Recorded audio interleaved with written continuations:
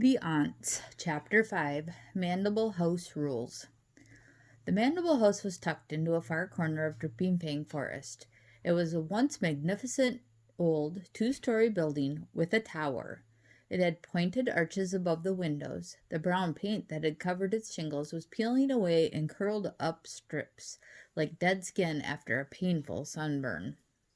The house didn't look very inviting, and when they got up close, Wally and Cheyenne got a nasty surprise. "There are bars on the windows!" cried Wally. "Why are there bars on the windows? Are you afraid we'll escape?" "No, precious," said Hetty. "The bars aren't to keep anyone inside from getting out. The bars are to keep anyone outside from getting in." "Who are you trying to keep from getting in?" he asked. "Any uninvited guests?" said Dagmar. "We just don't like drop-in visitors," Hetty explained. "And we like to have yummy snacks ready when people come to visit. But if we have no warning that they're coming, we can't do it. That's all." Hetty unlocked the front door, and everybody went inside. The door slammed shut with a sound that echoed throughout the house. The first thing that struck the twins about the inside of the house was the smell. The same kind of coppery, earthy smell as that of the Mandible sisters, only stronger. The second thing that struck the twins about the inside of the house was the cleanliness. The Mandible house was the cleanest house they had ever seen. The floors were heavily waxed and polished and looked clean enough to eat off of. Wally didn't see a dining table anywhere and wondered if they would have to eat off the floor. "Welcome to Mandible House," said Hetty. "We trust your time here will be merry and full of fun.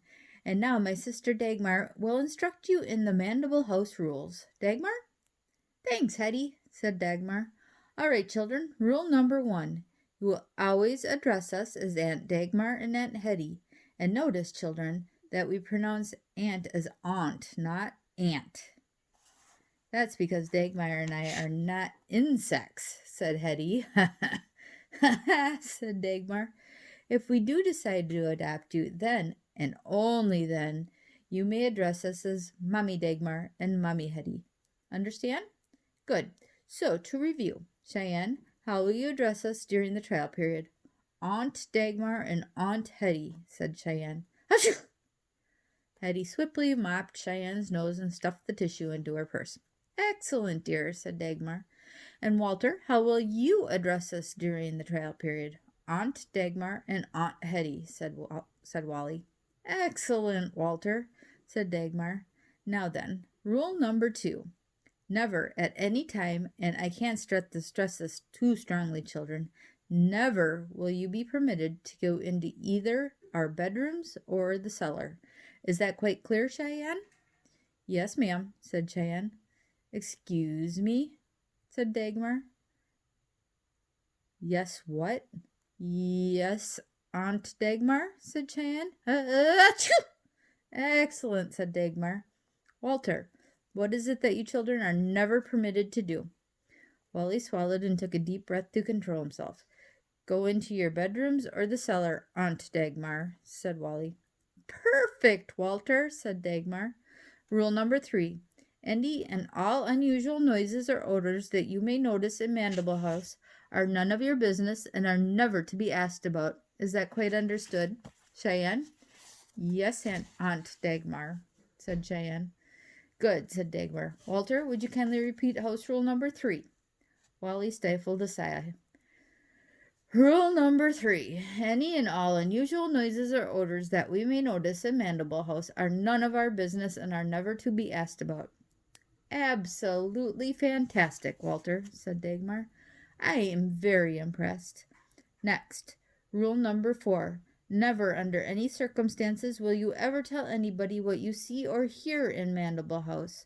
Please repeat, Cheyenne." "Rule number 4, said Cheyenne. "Never under any circumstances will we ever tell anybody what we see or hear in Mandible House." "Perfect," said Dagmar. "Walter, I have just one question about rule number 3, said Wally. "The part about the unusual noises and odors." "Did I say that you could ask questions about the Mandible House rules, Walter?" said Dagmar. Is that what I said? No, Aunt Dagmar, said Wally. That's what I thought, too, said Dagmar. Now, kindly repeat rule number 4. Rule number 4, said Wally.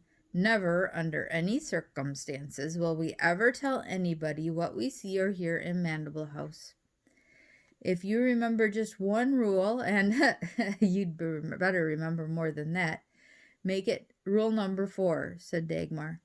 And now a special treat to welcome you two lovely children whom we hope someday to be able to call our own son and daughter. Wally shuddered to think of someday being called Hetty and Dagmar's own son. Then he shuddered a second time to think what the special welcoming treat might be. To his great surprise, the special treat was 2 banana splits with chocolate ice cream, whipped cream, and chocolate syrup. The children fell upon the banana splits and gobbled them up so fast their teeth ached from the cold. Then the aunts took Wally and Cheyenne upstairs to show them their rooms. To the twins' continued surprise, the 2 bedrooms that the aunts had given them were charming. Each room had its own oak bed with several puffy pillows and a colorful quilt. Each room had its own oak dresser with mirrors. Not only that, but each room had its own colored TV with extra cable channels, a laptop computer, and a PlayStation for video games.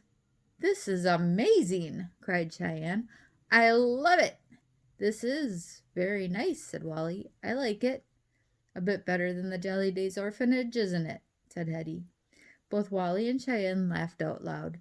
At the Jolly Days orphanage, they had slept on the bare floor or on flat, stained mattresses that smelled of pee. On cold nights, they covered up with soiled bubble wrap. Instead of a TV, there was a stitchy radio that broadcast only weather reports for Lower Ohio. There were never any games, except on nights that the orphans caught enough cockroaches to race them. All right, said Dagmar. Dinner is promptly served at 7.